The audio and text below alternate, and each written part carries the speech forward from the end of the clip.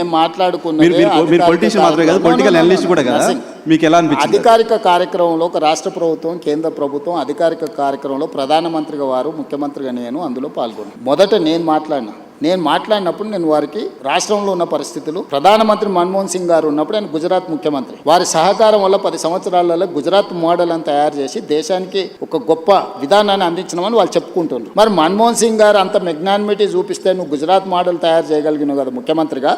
ఈరోజు మీరు మోడీ గారు ప్రధానమంత్రిగా ఉన్నారు, మా తెలంగాణ ప్రజలు నా నుంచి కూడా తెలంగాణ మోడల్ ఎక్స్పెక్ట్ చేస్తుండ్రు. ఆనాడు మోడీ గారు మీకు అందించిన సహకారం ఈనాడు మోడీ గారు రేవంత్ రెడ్డికి అందించాలి. దాంతో ఈ దేశ ఆర్థిక వ్యవస్థలో 10% మేము కాంట్రిబ్యూట్ చేస్తాం, నీ సహకారం మాకు కావాలని స్పష్టంగా నేను చెప్పిన. అప్పుడు ఆయన వికసిత్ భారత్ గురించి చెప్పి ముజే జోడ్జా నువ్వు ఏదైతే అంటే ఆ రోజుల్లో ఇచ్చినట్టు ఇస్తే నీకు సగమే వస్తాయి అన్నాడు. ఆ రోజున్న రూపాయి మారకం విలువ ఈ రోజు ఇప్పుడే టీవీలో చూసిన 97 రూపాయలు అయినట్టుంది డాలర్. ఆ రోజు ఎంత ఉంది?